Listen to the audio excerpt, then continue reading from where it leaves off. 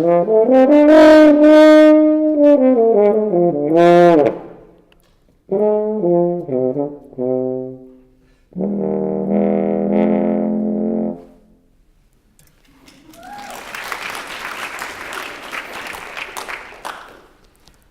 evening. My name is Josh Williams, and in 15 seconds you just heard over 10,000 hours of practice. A man named Ken Ozello once told me that if you ever want to master anything, you have to spend at least 10,000 hours doing it. I decided that I wanted to master the French horn. I'm currently enrolled, pursuing my doctorate here at the University of Alabama. In addition to being a student, I'm also a teacher. I teach several classes here on campus. I teach music appreciation in this classroom. Raise your hand if you're one of my students. So several of you. I also teach music theory over at the music building and applied horn. So on top of all of that, I'm also a professional musician. It's kind of strange to say that being a professional musician is my side gig, but that's sort of how the story is being written at this point. So why am I here today? At the age of 25, I've accomplished something that 99% of horn players will never accomplish in their careers. How did I do it? Work ethic, an insatiable work ethic, never being satisfied, always striving for more. Hence the talk title, Developing an Insatiable Work Ethic, Tips from a Horn Player. So before I share these tips, I'd like to share my story. I grew up in a military family. We moved around a lot growing up.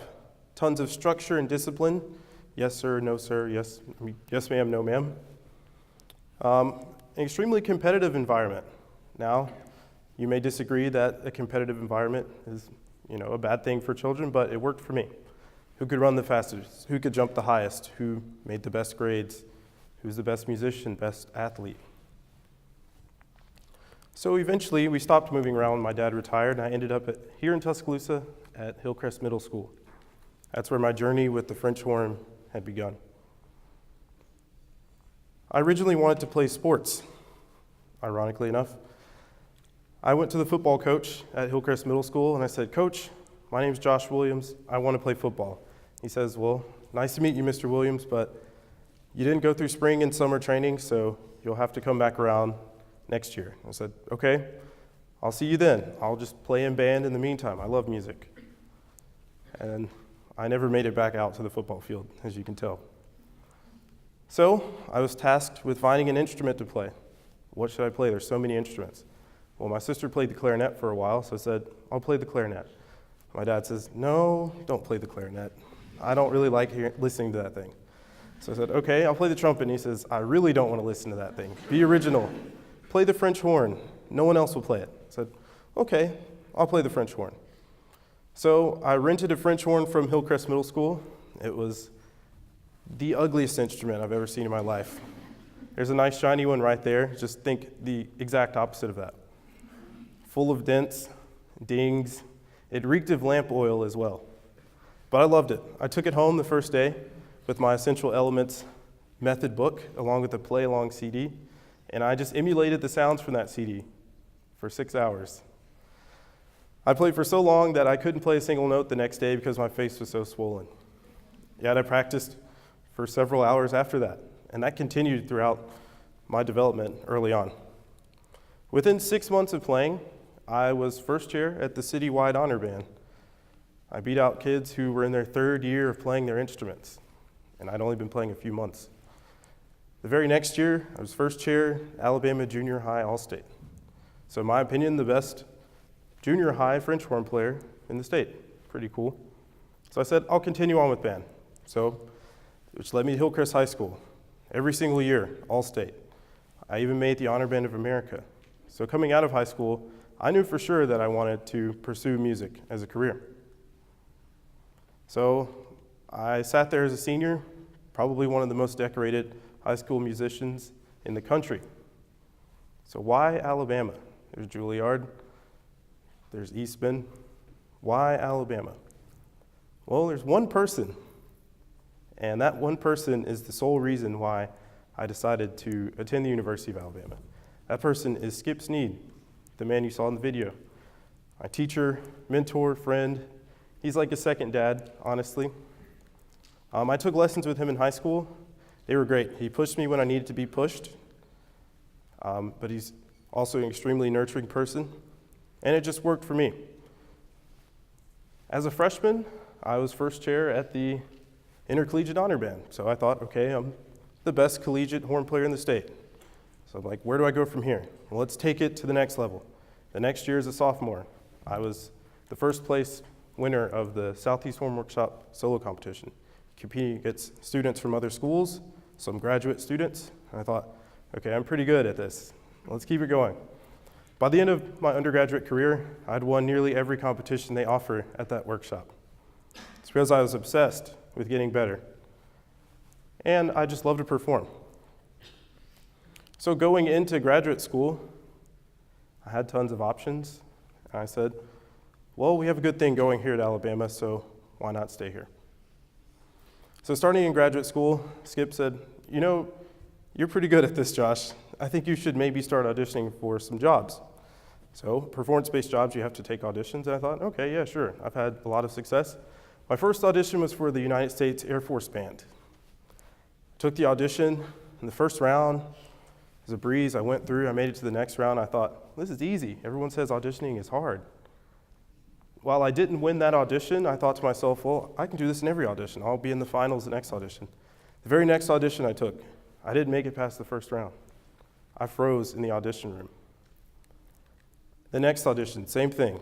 And I thought to myself, I need to really take a deep look inside and really think about the inner workings of music, the details, artistry, musicianship. I need to go back to the basics and start having fun again. So I decided to challenge myself, and I said, this summer I'm going to take a break from auditioning, and I'm going to prepare for something.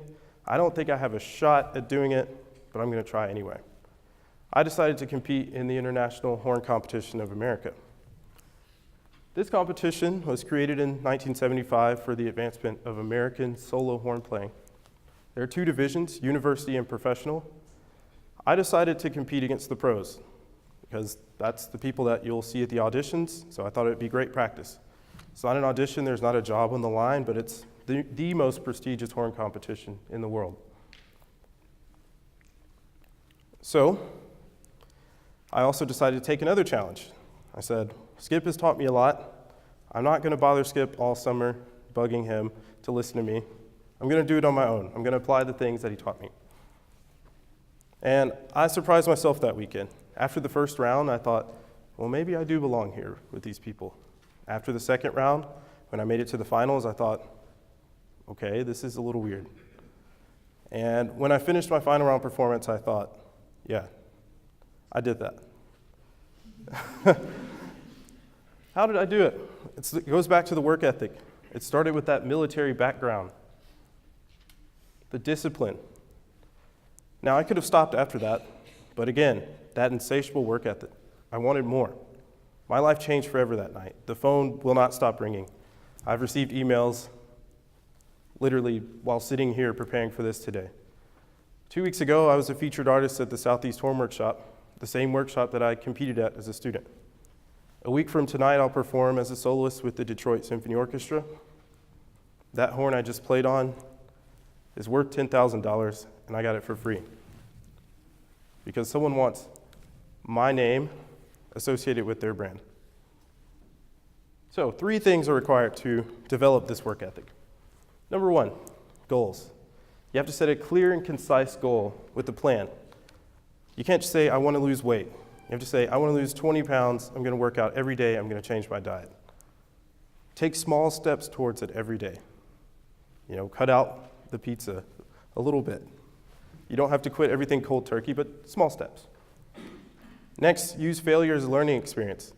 Popular Michael Jordan quote here, if Michael Jordan can fail, then we all can fail. He's the most decorated athlete, the greatest of all time, in my opinion. Use failure as a learning experience. No just means on to the next opportunity. After those auditions, it would have been easy to quit, but I decided, no, I'm going to keep going. What else can I do? And learn to only worry about the things you can control. Competing against professional players, it's easy to get down on yourself, but I thought, well, I can only control my performance, so why worry about anyone else? Last, be fearless. Many people will live mediocre lives. They'll get the house that's just okay. They'll get the job that's just okay. They'll marry the person that's just okay. Take advantage of every single opportunity, because you might surprise yourself. So a few parting words. Be yourself. Everyone else is taken. Enjoy success, but not for too long. I have my rule. If you're successful, have a drink, move on the next day. If you fail, have a drink, move on the next day. It's a 24-hour rule. Be humble. That one's pretty self-explanatory. And last, enjoy it. Because there will come a time and a day where the things that you love to do, you'll no longer be able to do them. I enjoy performing. I enjoy teaching. I'm enjoying this right now. Thank you.